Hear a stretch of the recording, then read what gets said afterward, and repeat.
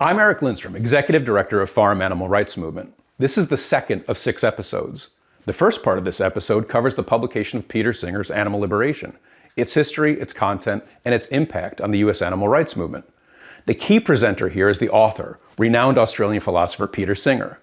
The second part of this episode covers the background and impact of the World Vegetarian Congress, the second key event of 1975. The key presenter here is Freya Dinshaw, who helped actualize the Congress with her former husband, Jay Dinshaw. Alex Hershaft and Victoria Moran will be commenting on their own participation and on the impact of the Congress on their own lives and the American public. In the 4th century BCE, the Greek philosopher Aristotle introduced the notion that animals are mere living machines placed on earth to serve humans. This view was adopted by early Christian advocate Paul the Apostle, then confirmed in the 13th century CE by Christian theologian Thomas Aquinas, and in the 17th century CE by French scientist and philosopher René Descartes. This view was widely favored because of the contemporary human's total dependence on animals for food, fashion, lamp oil, sacrifices, communication, transport, labor, amusement, warfare, and eventually medical research. With the invention and development of kerosene, telegraph, steam, and internal combustion engines in the 18th century, the reduced dependence on animals provided an opening for reform. The first notable step came in 1789 from British social reformer Jeremy Bentham, who famously declared the question is not can they reason nor can they talk, but can they suffer? Obviously, anyone working with animals realized that they could suffer, but Bentham argued that their suffering mattered. This argument led to the world's first animal protection organization, the Royal Society for Prevention of Cruelty to Animals. His philosophy of reducing suffering, known as utilitarianism, flourishes to this day. However, the modern concept of animal rights, claiming that animals have their own interests and deserve their own rights, regardless of suffering, would be introduced a century later in 1892 by another British social reformer, Henry Salt. Finally, a third British reformer, Bridget Brophy, impressed by the fundamental reforms of the U.S. civil rights legislation of 1964, penned an editorial entitled The Rights of Animals in the prestigious London Sunday Times. That editorial is generally credited with launching today's concept of animal rights. In the early 1970s, a group of young philosophers at Oxford University became intrigued with Bridget's editorial. Some of them compiled 13 essays on this intriguing new concept into the book Animals, Men, and Morals. We'll let Peter Singer take it from here. The story of animal liberation really goes back to this time when I was in Oxford. As I mentioned, through Richard Keshen, I started thinking about animals. And Richard also introduced me to some other friends that he had in Oxford who had influenced him. They were editing a book at that time. So the key people who I knew were Stanley and Rosalind Godlovich and John Harris. And they were editing what became this book, Animals, Men, and Morals. And it's a collection of essays about, as the title suggests, the ethics of how we treat animals. I and other friends who are part of this group had high hopes for this book. We thought that it would, when it was published, it would trigger a discussion at least about the way we treat animals and whether we justify it in eating animals, because really all of this group were vegetarians. But unfortunately that didn't happen. So when the book was published, there was really no notice taken of it at all. It got no proper book reviews in any of the major newspapers and the Sunday papers. It was just ignored. We were very disappointed about that.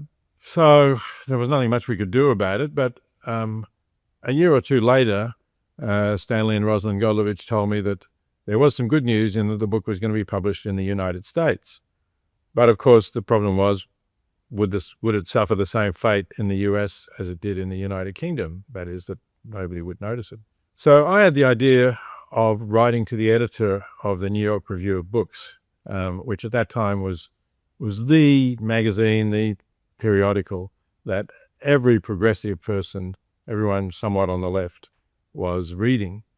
And so I asked the editor, Robert Silvers, whether he would consider a review by me that was about this book, but essentially drew together some of the different threads in the book and argued that what we were doing to animals was analogous to what the white slave owners and slave traders had done to Africans. That just as they were racists and they thought they were superior because they were whites and they were entitled to use Africans or blacks as tools for them to work their plantations, So today we still think that animals are so inferior to us that we can use them as tools to produce meat or eggs, or as tools in scientific research, perhaps. But that is simply speciesism, to make the parallel with racism or with sexism, of course. It's an ideology that enables one group to think that it's entitled to exploit and use another group for their own purposes. I wrote to Robert Silvers and he said, well, that sounds interesting. Can't promise to publish it, but send it to us and we'll take a look. So I did write quite a lengthy, really, review article, not just a book review. And he did publish it. He published it in this issue, April 5th, 1973, of the New York Review of Books, and actually has, you see, animal liberation on the cover there. That's the article that I wrote inside. So that was 1973, and that had a significant reaction, I think, because it was published in the New York Review of Books. So I got quite a few letters, positive letters, mostly from people encouraging me with this line of thinking. Because I had contact with the New York Review of Books, I wrote to Robert Silvers and asked him if he could suggest a publisher or a literary agent who would find me a publisher. And he said, well, since this article had appeared, in a sense that the germ of the book had appeared in the New York Review of Books, they would be interested in publishing it themselves. And that's what happened, and that's how Animal Liberation was published. Animal Liberation did have a significant impact. Firstly, it got quite a lot of attention in a lot of newspapers and magazines. There was a full-page review in the book review section of the New York Times. The Village Voice, which at the time was another progressive newspaper based in Greenwich Village, published a big review, and so did many other newspapers. I was interviewed on the Today Show, one of the biggest rating TV shows in the US at that time. So a lot of people got to hear about it, and it did actually change the lives of some people who then started to have a really major role in the animal movement. For example, Ingrid Newkirk, who is co-founder of People for the Ethical Treatment of Animals, still today the largest radical pro-animal organization in the world. It led her to adopt those ideas and to set out to found People for the Ethical Treatment of Animals and to campaign against factory farming and the uses of animals in research and many other issues. Henry Spira is another person who was influenced actually by the original New York Review article, but then I met in New York in 1975 when I came to New York, and he was a major campaigner, one of the most important strategic thinkers for animals in the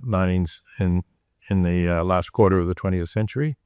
And I think the influence of animal liberation was to trigger a significant movement that started to develop. It's not that nobody else was thinking about this, but they realized that they were not alone. I got several letters from people who said something like, I've always thought this about animals, but since nobody else seemed to agree with this, I thought there was something wrong with me. Now I realize that there's actually something wrong with the way we're treating animals, and I was right all along. So I think it encouraged a lot of people to do that. And of course, a lot of people supported the radical movements that were forming. People for the Ethical Treatment of Animals, for example, decided to offer a paperback copy of Animal Liberation to every new member or supporter who made a donation to them. And they just grew very, very rapidly, so that they were distributing hundreds of thousands of copies of the book in those first few years. And that was encouraging a lot of people also to set up local grassroots organizations that were campaigning for animal liberation or for a different attitude to animals. And I think that did spark the movement that still exists in the United States today of fairly radical organizations, radical at least in the sense that they want to make a big change in the way we think about animals and the way we use animals for food, the way they're treated in factory farms in particular, and also in laboratories and for fur, and in many other areas as well. There was an interesting issue about whether the publication of Animal Liberation was going to help my career, my academic career as a philosopher, or was going to make it more difficult for me. Because on the one hand, many people read the book, and so I became much better known than I was before the book was published.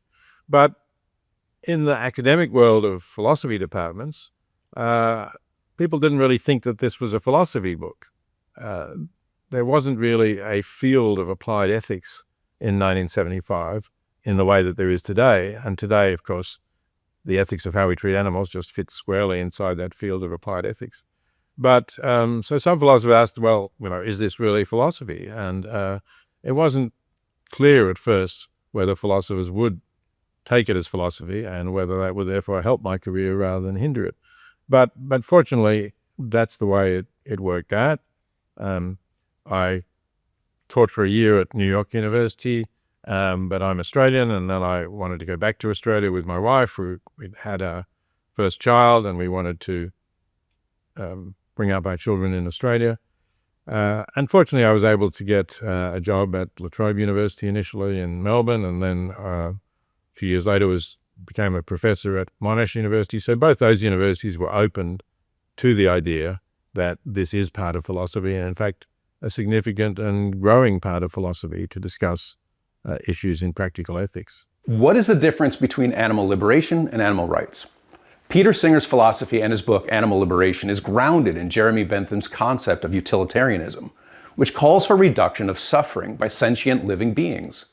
The animal rights notion, advanced by British social reformer Henry Salt and championed in Tom Reagan's 1983 book, The Case for Animal Rights, holds that all sentient beings have interests in life and liberty that lead to inherent rights, regardless of whether suffering is involved. Publication of Animal Liberation stimulated a number of books discussing animal rights, which Peter reviews in episode 4 of this series. The more immediate impact was to inspire and motivate a dozen animal rights activists. Among these were Henry Spira, who shut down cat blinding experiments at the American Museum of Natural History and cosmetic testing on rabbits' eyes. Alex Pacheco and Ingrid Newkirk, who exposed cruel experiments on macaque monkeys and co-founded PETA. Richard Morgan, who arranged massive anti-vivisection rallies in 18 cities around the world. Michael and Karen Budke, who closed down several cruel animal experiments. Elliot Katz, who founded In Defense of Animals to oppose vivisection. George Cave and Dana Stutchell, who fought animal experiments at Penn State. Doug Moss and Jim Mason, who launched an important animal rights publication. These early trailblazers generally interpreted animal liberation as a call for recognition and implementation of animal rights, without noting the subtle distinction. Because they were all battling vivisection, which invariably involves suffering, this was a distinction without a difference. That would not be the case when our movement turns its attention to ending the use of animals for food. The utilitarian concept would presumably allow the consumption of animals that were treated very well and killed painlessly, or animals without apparent sentience, like oysters, clams, scallops, worms, and insects. The animal rights concept would not allow any consumption of animals or products of their exploitation. That split became critical when our movement began actually confronting the use of animals for food at the beginning of the century. The utilitarians, also known as animal welfare advocates, work on reducing the suffering of farmed animals in their caging, crowding, and slaughtering. Animal rights advocates, also known as abolitionists, believe that such advocacy only legitimatizes the use of animals for food, even in the minds of people who care about animals. Beginning a decade ago, the Open Philanthropy Foundation invested hundreds of millions of dollars into animal welfare organizations, drastically reducing the influence and role of the animal rights organizations. Jay went to other vegetarian world congresses, and it was in Holland in 1971. And there were a number of other delegates from the United States there. And they said, we need a Congress in America. And they floated the idea that that would be a good idea. In 1973, in Sweden, they issued an official invitation. And the International Vegetarian Union Executive Committee thought it was a good idea and approved the prospect of doing a Congress in the United States in 1975. I gave them 2 years to prepare. The location was suggested by Helen and Scott Nearing, who lived in Harborside, Maine. They suggested the University of Maine at Orono in order to make the arrangements for the Congress and become a communicating force for North America.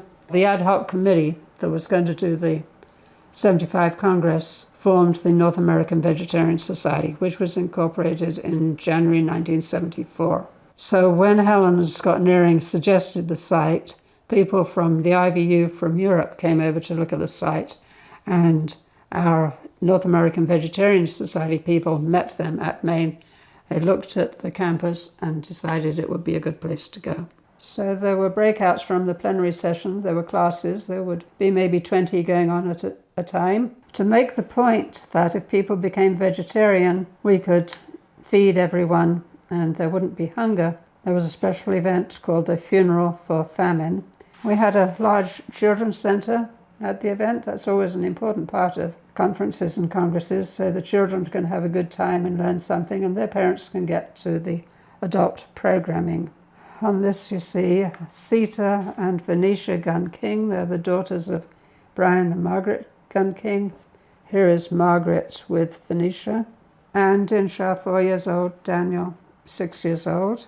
Carol Thomas made the arrangements for the Children's Centre. We have Monica Hershaft, who produced a little film as part of her activity in the Children's Centre. Be a Vegetarian by Monica. And this would be part of the Fashion with Compassion show.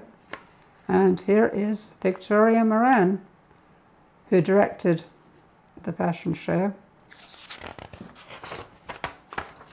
Dick Gregory visited campus and helped us in a fundraiser for helping world hunger. And people, many of them, decided not to eat dinner one day, and the money that would have cost went in a check for relieving hunger. It went to an organization called VegFam.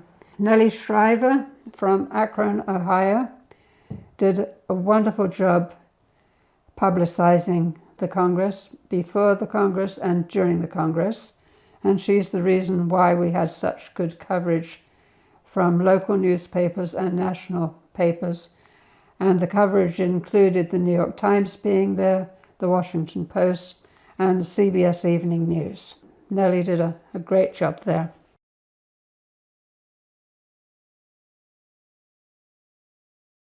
There was some talk in 1974 that if the U.S. would get itself a vegetarian society, that we could host an International Vegetarian Union Congress in this country.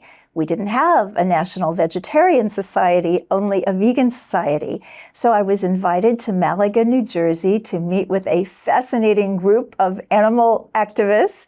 And this was where the North American Vegetarian Society was founded. Two people who were then working for the American Vegan Society, Brian and Sharon Graff, were to found and produce the North American Vegetarian Society and apply to host the World Vegetarian Congress in 1975. And when that happened in August of that year in Orono, Maine, it was like being backstage at a rock concert. Everywhere I looked, there was another person that I admired and wanted to ask their autograph, but I also wanted to be cool. So among the people there were Richard St. Barb Baker, who was a famous ecologist who had done so much for forest preservation. There was Dick Gregory, who was a famous comedian, Scott and Helen Nearing.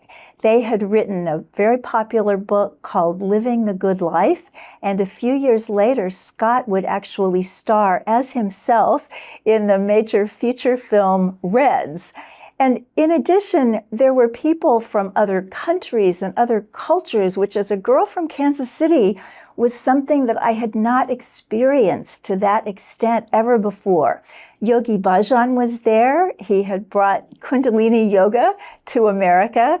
And there were Jain monks from India with the masks and the little brooms so that they wouldn't breathe in or step on any little creature And for me, it was a life-changing event because sort of like the understudy being called on for the Broadway star, the woman who was going to do the cruelty-free fashion show, Dr. Ethel Thurston of Beauty Without Cruelty, wasn't able to make it to Maine. So I emceed the fashion show for just about 2,000 people, and my life was never the same. I met so many amazing people at the World Vegetarian Congress. One was Nellie Shriver, the consummate activist. She had spoken out against the ad campaign, "I wish I were an Oscar Mayer wiener," and that had actually gotten her a mention in Johnny Carson's monologue on The Tonight Show. In 1972, I experienced my slaughterhouse conversion comparing what we do to animals with what the Nazis did to us. This led to the stark realization that I had been transformed unwittingly from victim of the Holocaust to oppressor of animals. It led to my resolution to devote the rest of my life to fighting all oppression, starting with the oppression of animals for food. In 1975, I was a closet vegetarian, not knowing any other vegetarians and with a superficial tolerance for living in a society of animal flesh eaters. I sensed how the decent, ordinary Germans must have felt during the Nazi years. I still did not have a path to actualizing my resolution to devote the rest of my life to ending the use of animals for food. That spring, someone handed me a leaflet announcing a World Vegetarian Congress to be held that August in Orono, Maine. A shred of paper in a chance encounter that was about to change my life. I was now facing a personal dilemma, so difficult to understand today. Attending the Congress would be my first opportunity to find out what other vegetarians were like. But what if I didn't like them? What if they didn't like me? Could I still be a vegetarian? Finally, it occurred to me that this could be my one opportunity to actualize my 3-year-old resolution to devote the rest of my life to ending the use of animals for food. I just had to take a chance. The 1975 World Vegetarian Congress became a truly life-changing experience, and I still tear up with the recollection 5 decades later. There were hundreds of people of different nationalities, races, religions, genders, ages, dress, and economic stations. But we all shared one crucial commonality. We did not eat animals. These were my people. They welcomed me with open arms. I finally felt that I belonged. I could now proudly come out as a vegetarian. I immediately realized that this could indeed become the launching platform for my resolution to end the use of animals for food. But how to get started? All signs pointed to a veteran activist named Nellie Shriver. Eventually, we met, and Nellie became my mentor. Congress organizer Jay Dinshaw recognized our dedication and recruited us to his North American Vegetarian Society board. A year later, we left the board as I was ready to strike out on my own. I founded the Vegetarian Information Service to distribute information on the merits of vegetarianism, to arrange conferences, and to testify before government agencies. More broadly, the World Vegetarian Congress became the birthplace of the modern U.S. vegetarian movement. It led to the formation of 60 local vegetarian groups, an annual vegan summerfest, and the publication of a dozen books. It would eventually provide the troops for the budding animal rights movement that was forming following publication of Peter Singer's Animal Liberation. Thank you for watching episode 2 of 5 Decades, One Mission, where we covered the background and impact of animal liberation and the World Vegetarian Congress. We now invite you to watch episode 3, where we report on our movement's early campaigns. We welcome your comments on the 5 Decades, One Mission video series. Please email us at farmusa.org.